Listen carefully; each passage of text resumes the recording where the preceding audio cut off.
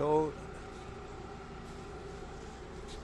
ano na gid vacant, miguro 50% sang Robinsons Mall vacant na gid, kay pag pandemic empty ni siya mo.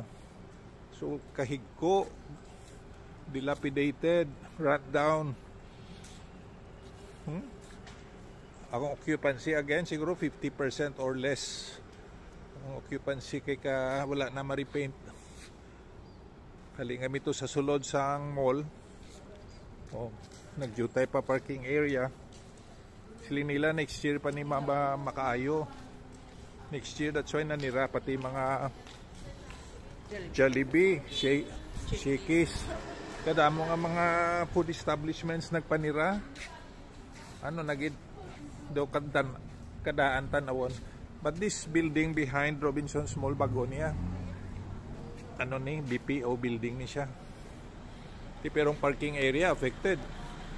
Kaya ang parking area sa Tubangan wala na, kay ginguba ang parking area sa Tubangan, kay ginakaayo gyapon ang tanan. Hopefully by next year 1 year after, magatahong liwat ang Robinsons, kay isa ni sa pinakaunang mall sa Bacolod mo. Bye bye Didaf, Chip, Joy-Ann, Jenny. Pero may mga shoppers pa man